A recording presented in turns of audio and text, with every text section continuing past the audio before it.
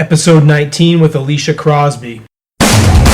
Hey everybody, you're listening to the Never Forsaken podcast, looking at the lives of the outcasts, the seekers, the never forsakens, those in or out of the local church and passionate about Christ.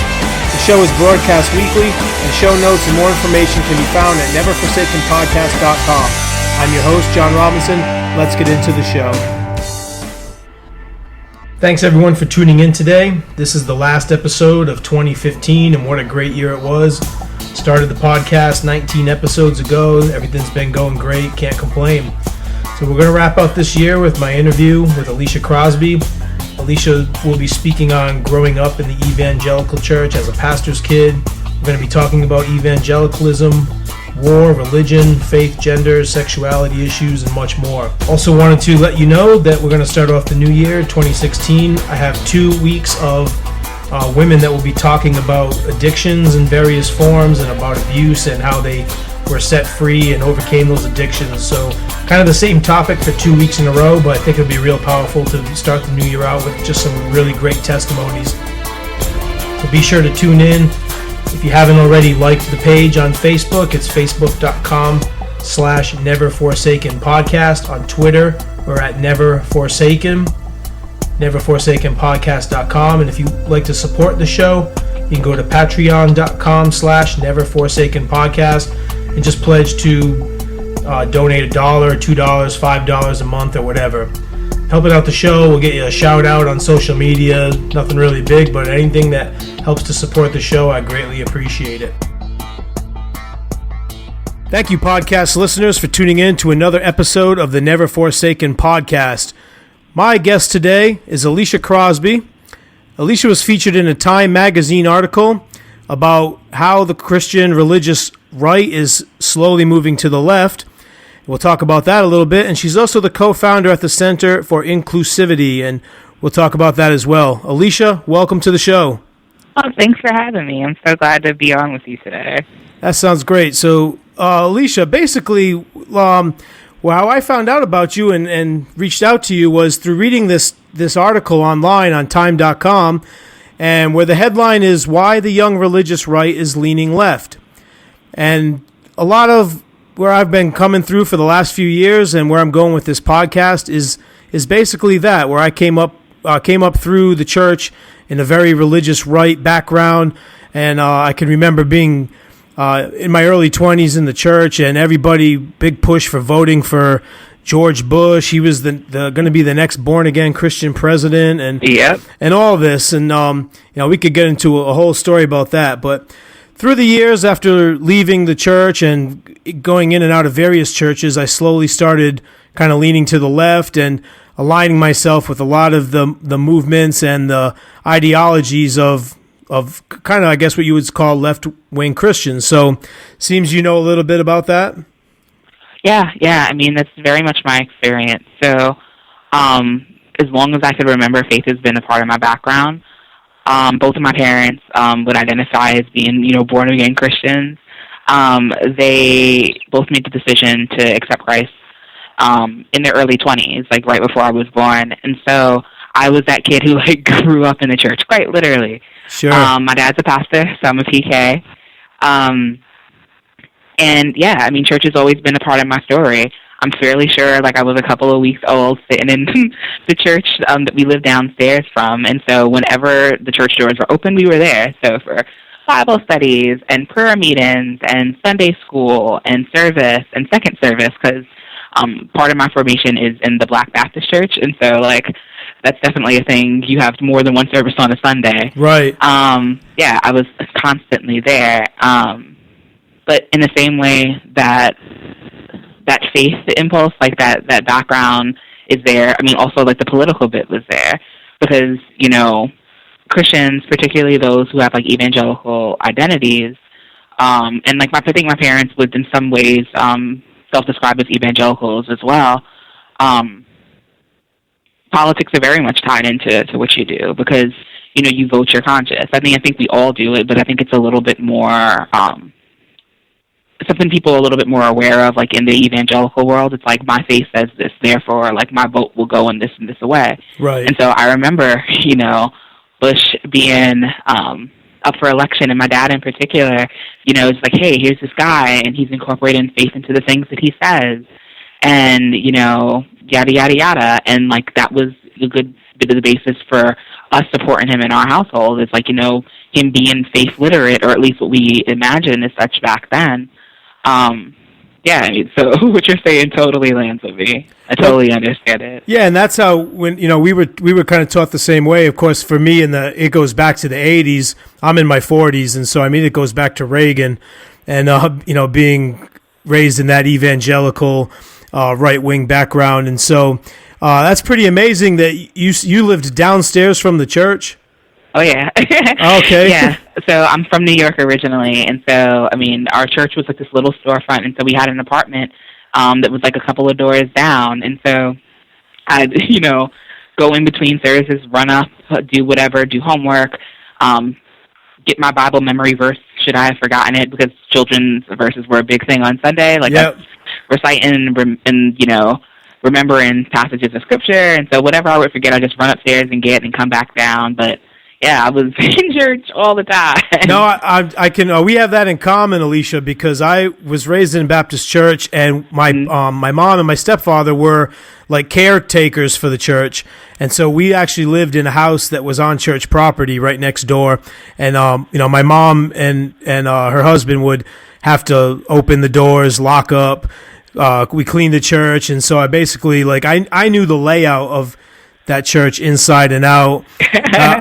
My brother and I broke so many windows growing up there. So, I mean, when I say I was raised in the church, I was literally raised in the church. So you get it. You're there.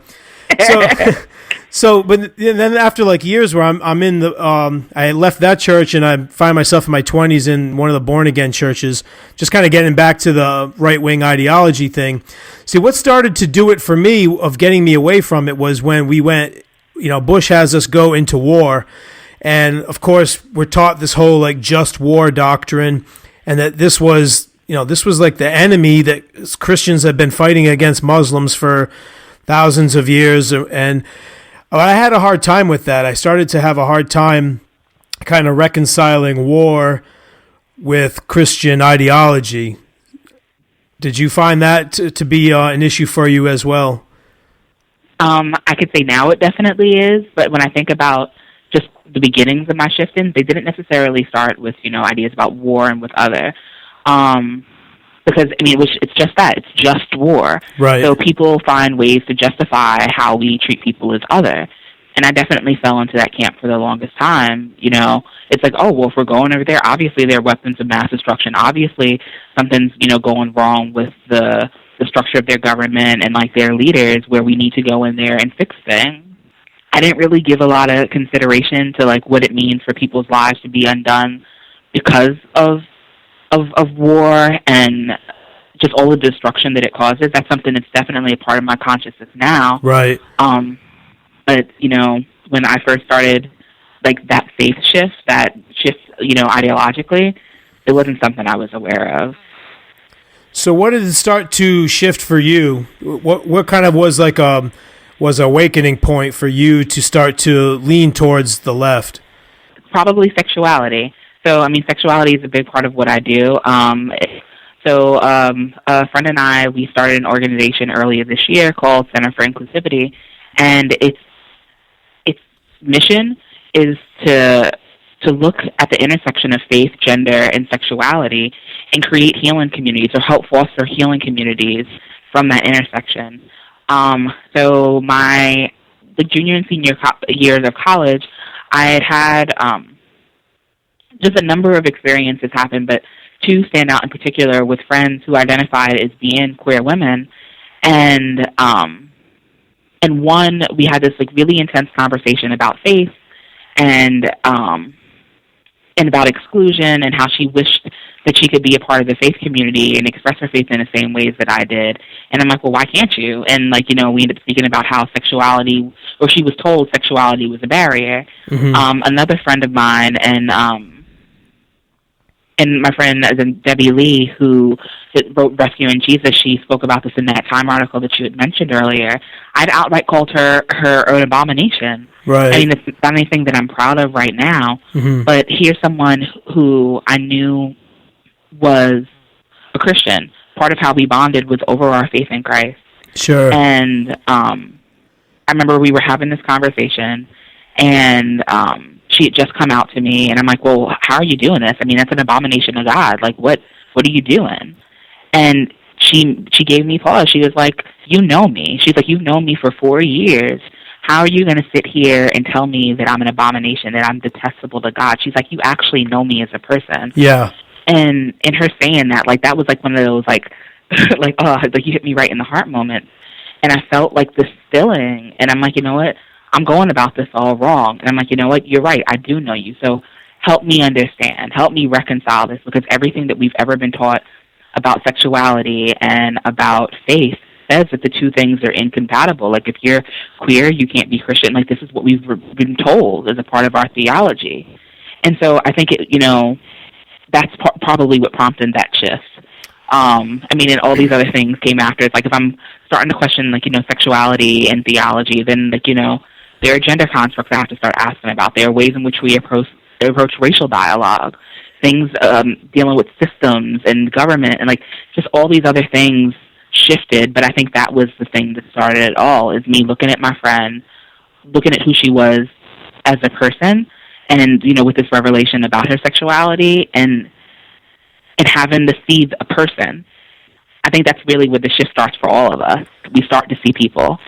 I think that's a great point you bring up. Now it moves past somebody being a statistic, where we might read articles in a magazine or newspaper or whatever, and so percent of, say homosexuals identify with Christianity, and you start to process this in your mind as simply a statistic and say, well, it's just something they struggle with. They need to get over it, or they need deliverance, and that was my mindset for a long time as well. So, but like you said, you start to actually associate it with somebody that and this whole shift is just like, oh my gosh, this is like a person, a friend of mine I'm dealing with, and it can be for it could be for anything, and like you say, it can be for sexuality, it can be for gender, it can be for race. And a lot of some of the people I've been talking to, we also discuss gender, and that's been a shift in my mind as well, because it's not even. I still, even up till a few months ago, was kind of processing these traditional biblical roles of like male, female, and with that whole upbringing. And so, does your work deal with any of gender and race as well, or is it simply just a matter of working with sexuality? No, so we definitely work with gender specifically as well. A lot of our work focuses around gender identity, and so we speak about trans persons and this privilege, and people who are non-binary or gender non-conforming. Like, that's definitely a part of our discourse. But I mean, out of speaking about sexuality and gender, you have to approach gender roles. So, we speak about things like purity culture and the impact that that's had on people. What does it mean to develop a sexual ethic? Which means that you're having to look at, constructs around, gender and power and privilege in the work that we do. Yeah, no, it's definitely something we touch on. And out of that flows intersectionality. Like, you can't, if you do any level of study, if you do any level of research or have conversations, and you're not looking at the ways in which what you're speaking about intersects with something else, you're setting yourself up for a loss. So we have to speak about, what does it mean to be a person of color and be queer and identify as trans? Like, you have to have those conversations. So, yeah, we speak about race. We speak about economics. It comes into what we do. So someone like myself, and I'm being totally honest here, it's hard for me to develop this construct in my mind, because I'm the exact opposite of everything that you've just said and all the work that you do. I'm a white former evangelical male with all the privilege, all the And I don't say that sarcastically. It's No, just I get it. so it's hard. It's hard for me to kind of change my mindset sometimes. I think I'm definitely a lot more so than I was years ago, and that's why I think the podcast has been great to just let people share their experience. Now, with the Center for Inclusivity, what exactly like type of programs do you actually do? Okay. So like I mentioned before, like healing community at that intersection of faith, gender, and sexuality is at our core. And so with that, we approach it through counseling. So we do pastoral counseling, and pastoral is actually a little bit broad. We use more of an interfaith model because when we say faith, we mean people of all faiths or even those who don't profess a faith. We want people to know, like, you have a community to fall into. And so you can receive pastoral care and be someone who's agnostic or atheist, because we have people in our community who maintain those identities as well in terms of their ideology, and they're able to care for someone. To pastor is to care, to shepherd, to guide. And so that's not restricted to any one faith tradition. But we, do it from, a Christian perspective. We're looking to include more voices from other faith traditions in order to respond to the needs of our community. But we also want to do clinical counseling. That's something that we're working towards with some partners right now. Because it's one thing to speak about the spirit, but if you're not speaking about emotional and mental health, you're not speaking about the fullness of what it means for someone to be like whole and healed in terms of what counseling can do. We also have educational initiatives, and so we hold classes on things like the theology of inclusion, or like what does it mean to create a safe space. And we teach people like who may have been blinded by their privilege, or maybe who have never, been exposed to this conversation or these conversations. What does it mean? What is safe space? How have you felt safe? How have you not felt safe in a situation? How does this, translate into how other people may feel? Who's missing from the conversation? These are the types of questions we ask in our classes. And the last bit of what we do is community gathering. And so every other week on Mondays, we meet up for a gathering and where we have a discussion around something related to faith, gender, and sexuality. Sometimes it's a broad subject. Sometimes it's something that's newsworthy. So we spoke about a few weeks ago the HERO legislation down in Houston, and what does it mean to have fear-mongering be a part of, the discourse. There were a lot of pastors who were sharing misinformation about trans persons and framing them to be like predators, and like these trans women just want to use the restroom. And it's just, what we spoke about that is in the group, because people, spoke about their own fears and, their frustrations, and how we could see how pastors came to this conclusion where they felt that they were going to strike down these rights, or how they were blinded to see that this wasn't just about, one group of people. There were like 15 classes of folks who don't have rights because of this legislation being struck down. But we have conversations about that. We talked about like Kim Davis when that was newsworthy. So my question to you then is, you have these programs, these conversations, and one of the things you mentioned was who's not been, say, included in these conversations. How do you? Because somebody like myself who's a lot more open-minded, I would go to one of your things and sit and have the conversation, but you're going to get a lot of people that the real right wing is not going to go, or do they actually come to the type of events that you hold? Sometimes they do, sometimes they don't. We're working on. So one of the things that we speak about in our community is what does it mean to create a space that's safe for all, not just comfortable for some. And with that means that even if someone who's a conservative, right, or who's more conservative than people in the space are, what does it mean to still set the table where they could sit? So we'll try to give voice, whether it's, tapping into our past or speaking to the experiences of our loved ones who still find themselves identifying as being more conservative.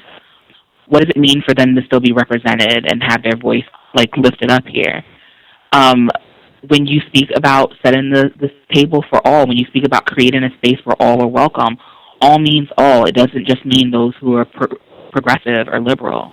And I think that that's something that's very much a part of our consciousness in the way in which we approach conversation, and still make that space, whether or not they come, the space is open. It's difficult, especially when you yourselves hold your ideas and you have, your triggers and you've been on your journey. But I think that if you're really committed to this idea of inclusion means, or in its purest form, that all are welcome, and you have to facilitate and create an environment where wherever point people are in their journey, that they can still be safe where they find themselves with you. So do you think you have an uphill battle at this point? Because, let's be honest, let's turn the news on, and, it doesn't take but 10 minutes of watching the news to see we're coming, I think, into a really big divide in this nation of right-wing versus left-wing politics, black versus white, gay and straight. I think you're seeing these dividing lines are being drawn. Do you think, or do you not think that they're really being drawn, and that's just media portrayal? But I think that when you go back to helping people see, the individuals behind issues, that's where, you change the narrative. Where people see stories and people and experiences, that shifts everything. So I think about right now the Syrian refugee crisis. And the media has, shared this one type of narrative. And there's been a lot of, fear that people have had, and fear that I know folks in my community have expressed, those who are both, liberal or progressive and those who are also conservative. But what's been wonderful for me to see is the response of people, all over the ideological map in saying, hey, no, we need to respond in this way out of our faith because these are people, these are lives, these are humans. So they're not seeing an issue. They're not just seeing, oh, it's this crisis that's really far off and we shouldn't respond in X, Y, and Z way. They're seeing children and they're seeing their futures. They're seeing parents who've had to flee from their homes. They're seeing people who've been affected by war and are out of this deep well of faith, out of this deep conviction. People are responding and they're saying this is not okay. We need to respond. We need to stand with folks, and I think that that's how you get around the divisiveness that the media sometimes sets up, or even that we would naturally kind of fall into, in us kind of holding our ground and operating out of fear. You have to look into someone else's eyes and see that they're a person with a future, and they need for you to acknowledge their humanity. Right. Yeah, I think that's how you get past it. Not to say that it's not an uphill battle. It definitely is. Yeah, it does. It seems. But I think that's where you shift the tide. Yeah, I agree with you there. It's definitely like I say, even with the Syrian refugee thing and my having conversations locally, boy, Alicia, it's been so frustrating. It's I start saying things about, along the lines of we need to help these people. We need to let them in. And all the anti-arguments. I'm sure you've read them on Facebook. And it's funny because, somebody made a comment to me and said, oh, really, John? It's coming from you who 6 months ago was pretty much almost an atheist because I was going through such a crisis of my faith and questioning, if I don't, I think I was afraid to take the step into really leaning left and thinking that I was going to compromise some of my principles or compromise some of my theology. But now, in studying some really good theologians that we both have mutual friends in common now, I feel that at least my feet are a little bit more on solid ground, and so now I feel like I can start to have a voice. But only because I have a theology again, if that makes any sense. Yeah, no, I get it. When you start processing through these new concepts, especially theologically, right? And when you experience this faith and ideological shift, it's your house blew down, and you have to rebuild. One of the things that I take joy in right now, I've undergone that same shift. I like to call it I'm building my theological house. And when you do that, the process that you're speaking about, you're going and you're figuring out, all right, so what are my values? What matters to me? What are my building materials? And, there's this place of great unsurety. And I don't know why. I'm still unpacking this. I'm in seminary right now. And so, these are questions that I ask, in my professors and my classes. Why is it Christians are so uncomfortable with unsurety? I think there are other faith spaces that, make space for, like, not knowing things and being okay with it. But we have to know everything, especially in certain sects of Christianity. But it's okay to build and to understand, what your foundation is and why it's your foundation. And when you build up your walls, like, why is it that you chose this type of building material? So, like, what are the things that are important to you theologically that are going to go into building your house?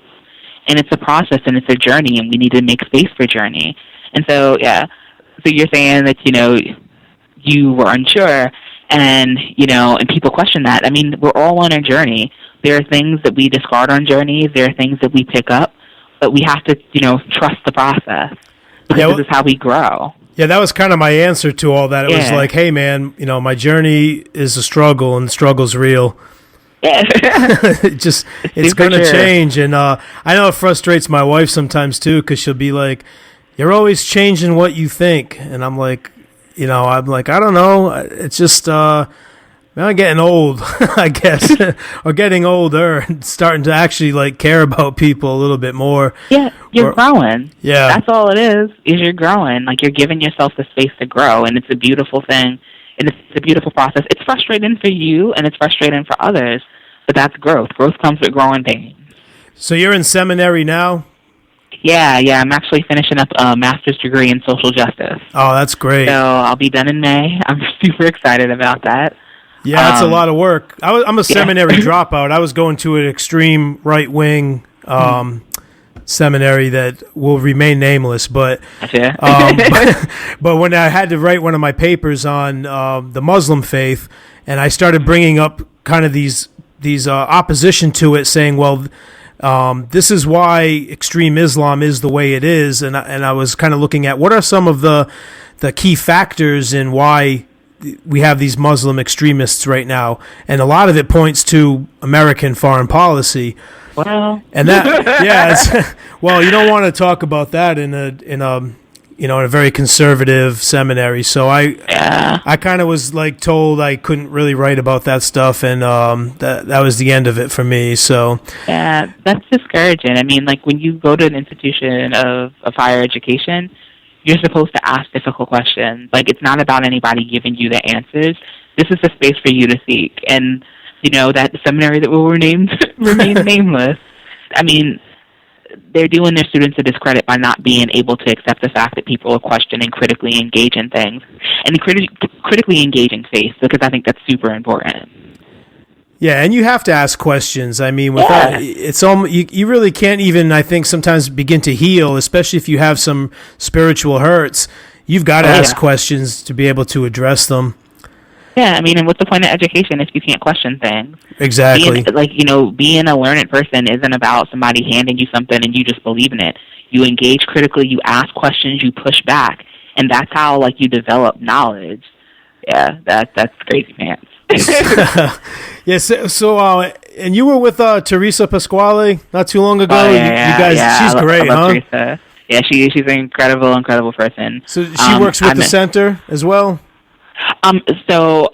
She's a therapist by trade, right? And she's just an incredible support to me as a friend. There's some work that we've talked about, doing together in the future, not in any official capacity, but she's very much supportive of what we've done and has just shared her wisdom. And she and I, just in our private conversations, talk a lot about, like, trauma and, like, how people have dealt with or how they process through religious trauma, and how that plays into the work that we do at the center, and how that plays into her work. I mean, if you hear the two of us together, it's like complete geek time. It's so funny. That's wild. But, yeah, I think the world of her. So let me ask you this. Anybody who might be listening right now, and this is starting to ring true with them like it did for me over the last several years, and they're starting to think, I'm a little bit on the right side, and I'm starting to lean left. I'm struggling with some of these, theological issues about gender and sexuality and whatnot. What would be one piece of practical advice that you could give to somebody to kind of push them along or to ease them on that journey? I think I'd say don't be afraid to question. It's so easy for us because of holding on to, like, that need for surety, or we've been told that, like, you must have an answer for this. You don't really sometimes the answer that you have is just that you don't have one in the moment, and it's okay. It's okay to question. Actually, it's necessary to question, because it's only at that point in time that you get the answers that you seek. If you don't open up your mouth, like you'll just be in a place of not knowing. And so whether that questioning happens, with your pastors, if it happens in, social media has been great for me.